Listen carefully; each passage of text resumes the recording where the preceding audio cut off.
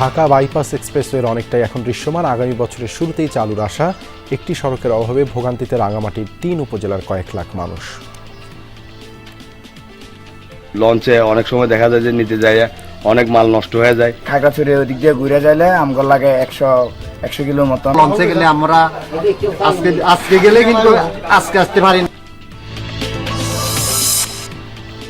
কুড়িগ্রামের কচাকাটা ইউনিয়নের জমির অস্বাভাবিক মূল্য নির্ধারণ, বেড়েছে রেজিস্ট্রি খরচ, 6 মাস ধরে বন্ধ বেচাকেনা আর হাত বদল। জমির মূল্য এত বৃদ্ধি করছে সরকার, যেটা আমরা 2 গালি বেচ পারবি না, 2 গালি কিনতেও পারি না। রেজিস্ট্রির মূল্য বেশি হয়ে গেছে, কেমন করে জমিন বিক্রি করি, বেটি বেচতে বিয়ে দেই। কেউ রেজিস্ট্রি করতে পারতেছে না এই রেজিস্ট্রি খরচ অস্বাভাবিক বৃদ্ধির কারণে। চট্টগ্রামের লালদিঘি ময়দানে বিকেলে বসছে জব্বারের বলি খেলার 116তম আসর। প্রতিযোগিতা ঘিরে উৎসবের আমেজ, নানা পণ্যের পসরা সাজিয়ে বসেছেন দোকানিরা।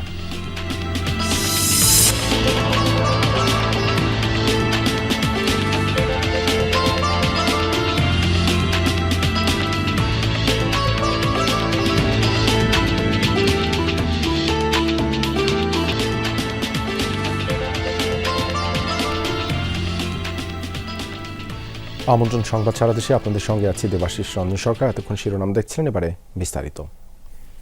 সবকিছু ঠিকঠাক থাকলে আগামী বছরের শুরুতেই চালু হবে ঢাকা বাইপাস এক্সপ্রেসওয়ে।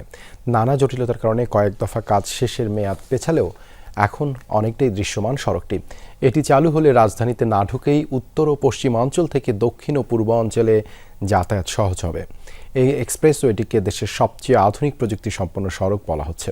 পর্যায়ক্রমে সড়কটিতে আর্টিফিশিয়াল ইন্টেলিজেন্স ও ক্লাউড কম্পিউটিং সিস্টেম ব্যবহারের পরিকল্পনা রয়েছে। রাজধানীকে এড়িয়ে উত্তর ও পশ্চিমাঞ্চল থেকে দক্ষিণ ও পূর্বাঞ্চলে যাতায়াত সহজ করবে ঢাকা বাইপাস এক্সপ্রেসওয়ে। গাজীপুরের জয়দেবপুর মীরের বাজার হয়ে নারায়ণগঞ্জের ভুলতা মদনপুর পর্যন্ত সড়ক সার্ভিস লেন সহ উন্নীত হচ্ছে 6 লেনে। 48 কিলোমিটার সড়কটি উত্তরে ঢাকা টাঙ্গাইল মহাসড়ক ও দক্ষিণে ঢাকা চট্টগ্রাম মহাসড়কের সাথে যুক্ত হয়েছে। মদনপুর হয়ে একটি অংশ চট্টগ্রাম এবং ভুলতা দিয়ে সহজ হবে সিলেটে যাতায়াত। এছাড়া আরেকটি সংযোগ রয়েছে ভোগড়াই ঢাকা ময়মনসিংহ মহাসড়কে। এক্সপ্রেসওয়েটি চালু হলে চট্টগ্রাম বন্দর থেকে উত্তরবঙ্গ সহ এসব অঞ্চলে পণ্য আনা নেওয়াতেও গতি আসবে, গাড়ির চাপ কমবে রাজধানীতে। তবে কাজে ধীর গতির অভিযোগ রয়েছে। সিঙ্গেল রোড, আপনার রেল লাইন আছে, রেল লাইনের জ্যাম, আর ওই অটোগুলো ডাইন দিয়ে ধরার পরে এই গাড়িগুলো যাইতে পারে না। দেখা যায় যে সামনে আরেকটা গাড়ি এসে পরে সাইড করার কোনো জায়গা থাকে না। লিং রোডে আমাদের ঢোকা হলে খুবই কষ্ট, ছোট গাড়ির অত্যাচার আমরা চলতে পারি না। বড় রাস্তাটা ছাইড়া দিলে আমাদের একটু সুবিধা হয়।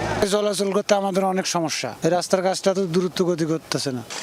এক্সপ্রেসওয়ের কাজের কারণে দীর্ঘদিনের ভোগান্তির পর অপেক্ষা মসৃণ পথ চলার।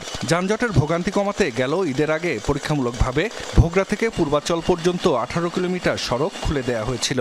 প্রকল্পের মধ্যে রয়েছে 40টি আন্ডারপাস, 3টি ব্রিজ, একটি ইন্টারসেকশন ও একটি ফ্লাইওভার, যার বেশিরভাগই এখন দৃশ্যমান। প্রকল্পের অগ্রগতি 66%। এখানে মেইনলি যেটা প্রয়োজন সেটা হলো ট্রাফিকিং ব্যবস্থা। হ্যাঁ, যেসব পয়েন্টে হচ্ছে আমাদের ট্রাফিক হচ্ছে, হ্যাঁ, সেই জায়গায় যদি আমরা ট্রাফিকিং ব্যবস্থাটা জোরদার করতে পারি তাহলে হয়তো বা আমাদের কাজের গতি বেড়ে যাবে। প্রকল্পের কাজে আরও কিছু সমস্যার কথা জানিয়েছেন সংশ্লিষ্টরা। চুরি যাচ্ছে বিভিন্ন মালামাল, আর্থিক ক্ষতির পাশাপাশি এতেও গতি কমছে কাজের। এছাড়া অদক্ষ চালক ও ছোট যানবাহনের চলাচলের কারণে প্রায়ই ঘটছে দুর্ঘটনাও। এই যে লাগাইছে নতুন, এগুলো রাতের বেলা থাকে না, খুললা চাষা চোরেরা লয়ে জায়গা, এগুলো কত না বাহারে দিব। আমাদের রাস্তার অনেক ম্যাটেরিয়াল চুরি হয়ে গেছে। পোস্টগুলো দেখতে পাচ্ছেন, পোস্টগুলো চুরি করে নিয়ে গেছে। অ্যান্টি গ্লাইডি প্যানেল এগুলো চুরি করে নিয়ে গেছে, ভেঙে ফেলছে। নানান জটিলতার কারণে আমাদের কাজটা স্লো হয়ে গেছে। 2018 সালের চুক্তির আওতায় 3.5 কোটি টাকার প্রকল্পটি বাস্তবায়নে চীনের Sichuan road and bridge group ও দেশীয় দুটি বিনিয়োগকারী প্রতিষ্ঠান এবং সড়ক ও জনপথ যৌথভাবে ঢাকা বাইপাস এক্সপ্রেসওয়ে কোম্পানি গঠন করে। কাজ শুরু হয় 2021 সালে। সবকিছু ঠিক থাকলে আগামী বছরের শুরুতেই চালু হবে Dhaka bypass expressway. Zahid Hasan, Jamuna news. 24 কিলোমিটারের একটি সড়কের অভাবে যুগ যুগ ধরে ভোগান্তিতে রাঙামাটির 3 উপজেলার কয়েক লাখ মানুষ। 5 বছর আগে সেতু নির্মিত হলেও সড়ক নেই, ফলে সড়ক যোগাযোগ বিচ্ছিন্ন, ব্যাহত হচ্ছে যাতায়াত, পণ্য পরিবহন, ব্যবসা বাণিজ্য ও দাপ্তরিক কাজ। ষাটের দশকে কাপ্তাই হ্রদ সৃষ্টির পর থেকে রাঙ্গামাটি জেলা সদরের সাথে বাগাইছড়ি ও লংদু উপজেলার সড়ক যোগাযোগ বন্ধ, চলাচলে ভরসা লঞ্চ। সড়ক পথে এই দুই উপজেলায় যেতে হলে খাগড়াছড়ি জেলা হয়ে প্রায় 150 কিলোমিটার পথ পাড়ি দিতে হয়। ফলে দাপ্তরিক কাজ, কৃষিপণ্য পরিবহন, চিকিৎসা সেবা, ব্যবসা বাণিজ্যে স্থানীয়রা যুগ যুগ ধরে ভোগান্তিতে। অথচ নানিয়ারচর উপজেলা থেকে 24 কিলোমিটারের একটি সড়কই বদলে দিতে পারে এ চিত্র। 5 বছর আগে নানিয়ারচরে চেঙ্গি নদীর উপর শত কোটি টাকা ব্যয়ে সেতু নির্মিত হলেও সড়ক নির্মাণের কোনো খবর নেই। কস্টিং খরচও অনেক বেশি। এই লঞ্চে অনেক সময় দেখা যায় যে নিতে যায় অনেক মাল নষ্ট হয়ে যায়। রোদটা হইলে কি হয়, আমার মাল সাবানা নিতে খুব ভালো লাগবো। আর দূরত্ব যাইতে পারবো 24 কিলো, আর খাগড়াছড়ি ওই দিক দিয়ে ঘুরে যাইলে আমগর লাগে 100 কিলোর মতন। লঞ্চে গেলে আমরা আজকে গেলে কিন্তু আজকে আসতে পারি না। তাও যদি হয়ে গেলে মানে 2 ঘন্টা 3 ঘন্টার মতো মানে রাঙামাটি থেকে মানে আওয়াজ সুবিধা হবে।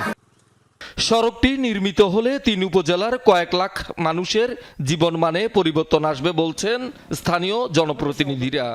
রোদটা হলে পরে তখন তো আপনার দেখবেন মানুষের অনেক সহজ আয় হবে এবং তাদের উৎপাদিত পণ্যগুলো সহজে বাজারজাত করতে পারবে।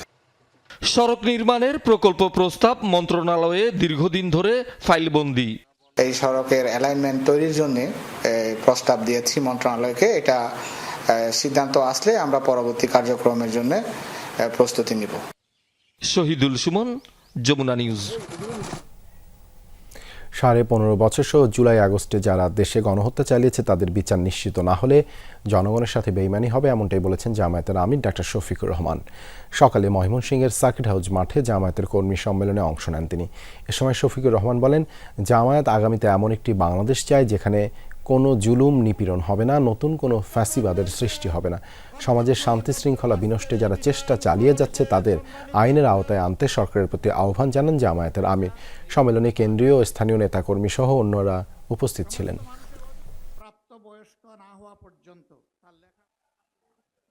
আমাদের শহীদদের প্রতি সম্মান রেখে, আমাদের পঙ্গু আহত ভাই বোনদের প্রতি সম্মান রেখে তারা যেমন জীবন দেওয়ার জন্য লড়াই করেছে, বাংলাদেশকে জঞ্জাল মুক্ত, কলুষ মুক্ত, দুর্নীতি মুক্ত, দুঃশাসন মুক্ত বাংলাদেশ করার জন্য আমরা আরেকবার জীবন দিয়ে হলেও লড়াইয়ের জন্য প্রস্তুত হয়ে যাব ইনশাআল্লাহ।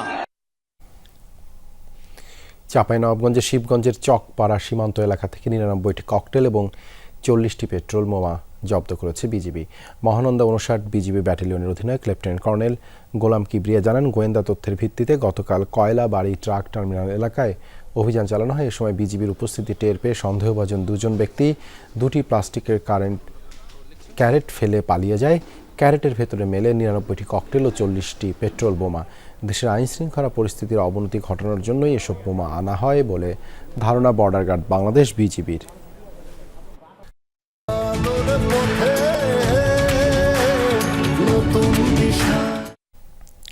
হবিগঞ্জের আজমিরিগঞ্জে সমিতির নিয়ন্ত্রণকে কেন্দ্র করে দুপক্ষের সংঘর্ষে আহত হয়েছেন অর্ধশতাধিক মানুষ।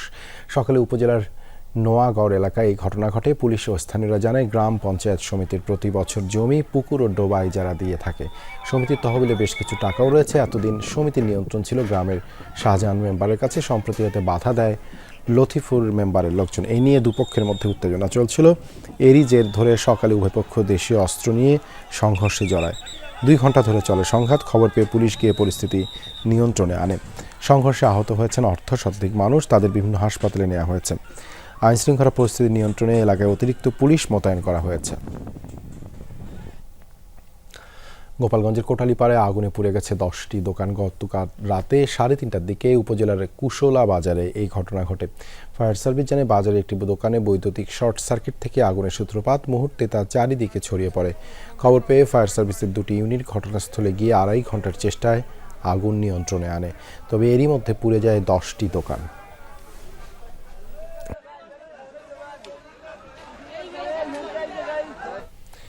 কুড়িগ্রামের সীমান্তবর্তী কচাকাটা ইউনিয়নে অস্বাভাবিক হারে জমির মূল্য নির্ধারণ করে দিয়েছে সংশ্লিষ্ট দপ্তর। এতে বেড়েছে রেজিস্ট্রি খরচও। ফলে অসন্তোষ দেখা দিয়েছে স্থানীয়দের মধ্যে। দাবি জানিয়েছে সার্বিক পরিস্থিতি বিবেচনায় নিয়ে জমির দাম পুনর্নির্ধারণের। এদিকে প্রায় 6 মাস যাবৎ জমি কেনা বেচা বন্ধ থাকায় রাজস্ব হারাচ্ছে সরকার। কুড়িগ্রামের নাগেশ্বরী উপজেলার কচাকাটা ইউনিয়ন, বালাপাড়া, ইসলামপুর, নায়কেরহাট সহ কয়েকটি গ্রাম রয়েছে সীমান্তবর্তী এলাকাটিতে। তবে নেই তেমন কোনো অবকাঠামোগত উন্নয়ন। কৃষি নির্ভরশীল এই অঞ্চলে অন্য কোনো কাজ নেই তেমন একটা, তাই রাজধানী সহ দেশের বিভিন্ন অঞ্চলে গিয়ে কাজ করে জীবিকা নির্বাহ করেন এখানকার মানুষ। অথচ হঠাৎই কেনাবেচায় অস্বাভাবিকভাবে বাড়ানো হয়েছে জমির সরকারি মূল্য। গত অর্থ বছরে প্রতি শতাংশ জমির মূল্য ৭,৭৬৯ টাকা থাকলেও বর্তমানে প্রায় ১২ গুণ বাড়িয়ে করা হয়েছে ৯৪,০২৩ টাকা। এতে ক্ষুব্ধ স্থানীয়রা। দরহাট ফাঁকে বর্ডার, এই বর্ডার এলাকায় আমরা থাকি, আমাদের জমির মূল্য এত বৃদ্ধি করছে সরকার, যেটা আমরা দুই গালি বেচ পারবি না, দুই গালি কিনতেও পারি না। এসের মূল্য বেশি হয়ে গেছে, কেমন করে জমিন বিক্রি করি, বেটি বেচতে বিয়ে দেই, বেটি তো উপযুক্ত হয়ে গেছে। নদী ভাঙন কবলিত আর সীমান্তবর্তী এলাকায় জমির এমন মূল্য নির্ধারণে বিপাকে দরিদ্র বাসিন্দারা। সরকারি মূল্য পুনরায় নির্ধারণের দাবিতে মানববন্ধন সহ পালন করেছে বিক্ষোভ কর্মসূচি। এখানে তো অবকাঠামোর কোনো উন্নয়ন হয় নাই, ওই রকম কলকারখানাও নেই। দেখা যাচ্ছে যে এলাকার লোকজন জমি বিক্রি করতে পারতেছে না, কিনতেও পারতেছে না। প্রায় ৫-৬ মাস থেকে জমি রেজিস্ট্রি টোটালি বন্ধ, কেউ রেজিস্ট্রি করতে পারতেছে না এই রেজিস্ট্রি খরচ অস্বাভাবিক বৃদ্ধির কারণে। অনতিবিলম্বে এই মূল্য প্রত্যাহার না করা হলে আমরা এর চেয়ে কঠিন আন্দোলন গড়ে তুলে সাব রেজিস্ট্রি অফিস তাকে চুরি ঘেরাও করবো ইনশাল্লাহ। জেলার কয়েকটি উপজেলায় জমির এমন অস্বাভাবিক মূল্য নির্ধারণের অভিযোগ রয়েছে বলে জানান সাব রেজিস্ট্রার কর্মকর্তা। নির্দিষ্ট কমিটির সাথে আলোচনার পর সংশ্লিষ্ট দফতরে যথাযথ দাম নির্ধারণের আবেদন দেওয়া হবে বলেও জানান তিনি। প্রতি উপজেলার জন্য একটা বাজার মূল্য নির্ধারণ কমিটি আছে, সেই কমিটির কাছে উপস্থাপন করা হবে। সে উপস্থাপন করার পর তার দলিল বা জনগণের অভিযোগগুলো আমলে নিয়ে কত হলে জনগণ এটা ছাপার মুক্ত হবে এটা নির্ধারণপূর্বক একটা মূল্য নির্ধারণ করে এটা আমাদের মাননীয় মহাপ্রতিষ্ঠা বরাবর নিবন্ধন বরাবর প্রেরণ করা হবে। অবস্থান বিবেচনায় জমির মূল্য পুনরায় নির্ধারণ হবে এমনটাই প্রত্যাশা ভুক্তভোগীদের। সাইফ আহমেদ, যমুনা নিউজ।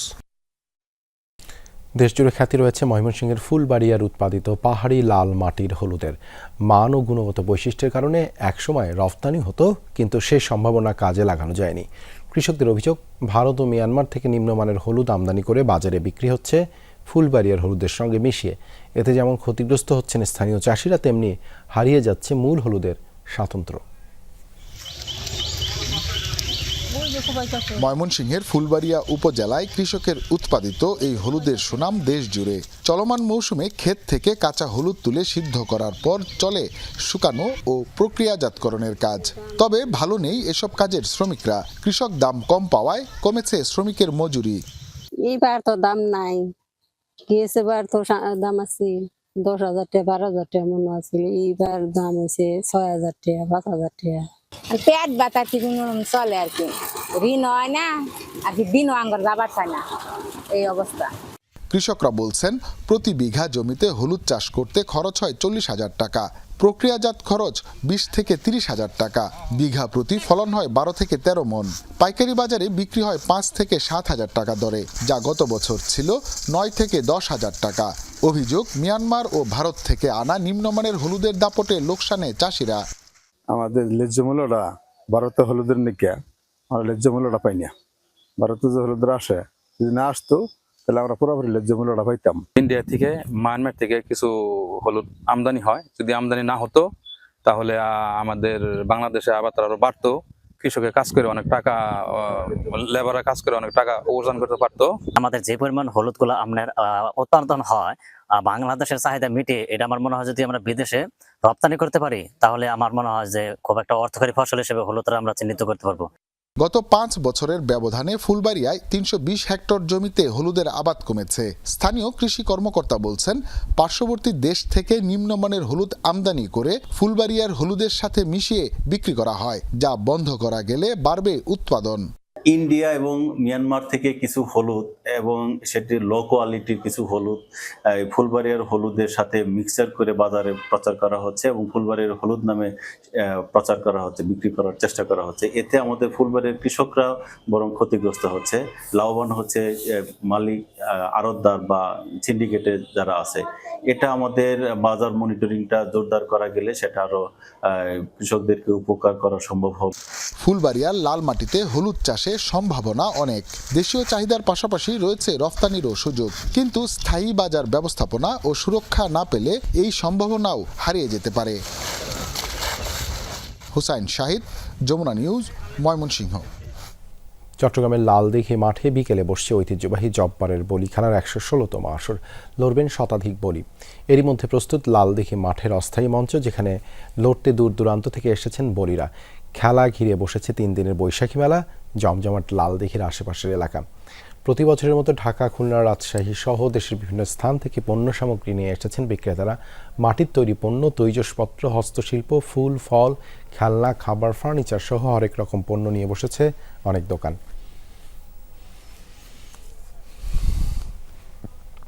এ বিষয়ে আরও জানাতে যুক্ত হচ্ছেন সহকর্মী জোবায়েদ ইবনে শাহাদাত। জোবায়েদ, বলি খেলার ১১৬তম আসরের সার্বিক প্রস্তুতি কেমন দেখছেন, আর মেলা কেমন জমেছে?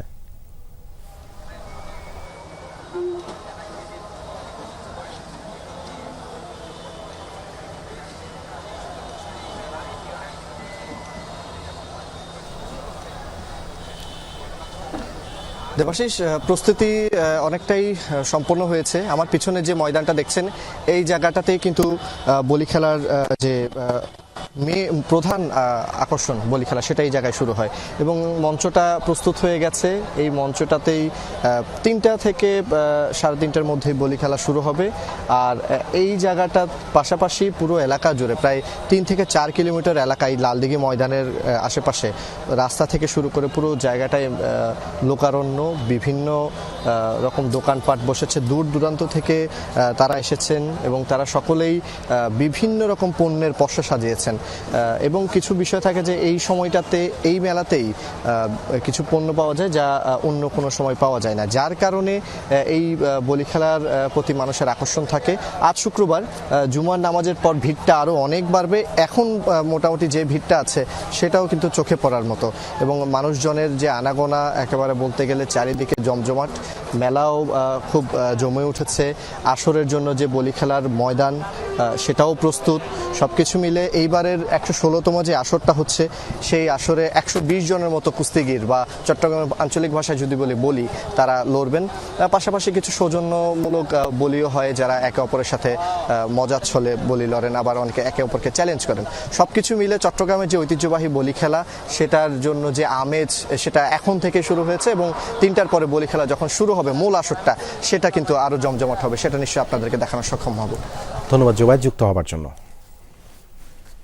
এই ছিল সংবাদ সারা দেশের এখনকার আয়োজনে। এতক্ষণ সাথে থাকার জন্য ধন্যবাদ সবাইকে।